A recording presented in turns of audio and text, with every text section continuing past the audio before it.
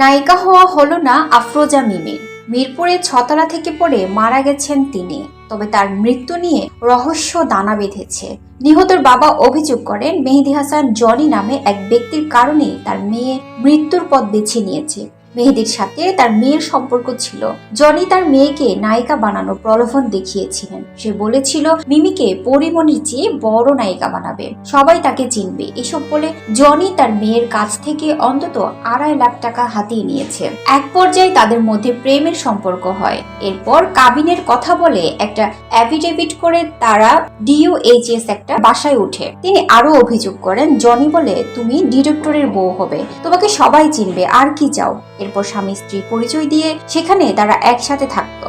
এক পর্যায়ে মিমি অন্তঃসত্ত্বা হয়ে পড়ে। পরবর্তীতে মেহেদী হাসান জনি ঔষধের কথা বলে ট্যাবলেট খাইয়ে বাচ্চা নষ্ট করে ফেলে। এরপর বিষয়টি জানতে পেরে আমরা মিমিকে আমাদের বাসায় নিয়ে আসি আর পল্লবী থানায় একটা মামলা করি। কিন্তু পুলিশ প্রথমে মামলা নিতে চায়নি। পরে ডিসির কাছে গেলে ডিসির নির্দেশে ওসি মামলা নেয়। মামলা নেওয়ার সময় সে বলে মামলা নিলাম কিন্তু আসামি ধরবো না। তিনি আরো বলেন বিভিন্ন জায়গায় নিয়ে আমার মেয়েকে সহকারী পরিচালকদের দিয়েও ধর্ষণ করিয়েছে।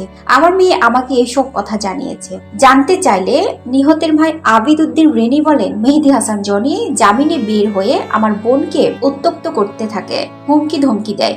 আমরা থানায় একটা জিডি করে জামিন ক্যান্সেলের আবেদন করি, কিন্তু আদালত সে আবেদন আমলে নেয়নি। ওদিকে পুলিশ আর জনির উৎপাতে এক পর্যায়ে আমার বোন মানসিকভাবে বিপর্যস্ত হয়ে পড়ে। তিনি আরো বলেন এরপর তাকে আমরা শ্যামলীর মানসিক হাসপাতালে ভর্তি করি। তখন পুলিশ সাক্ষীর নাম করে সেখান থেকে তাকে নিয়ে আসে। ফলে আমার বোনের চিকিৎসাও ঠিকঠাক হতে পারেনি। আমরা তখন বলি চিকিৎসাটা করিনি, আগে সুস্থ হোক, তারপর দেখা যাবে সব। তবে পুলিশ বলে সাক্ষী না দিতে পারলে মামলায় আপনারাই ফাঁসবেন। এইসব বলে তখন তাকে হাসপাতাল থেকে নিয়ে আসা হয়। আর আজ আমার বোন দুনিয়া থেকেই চলে গেল।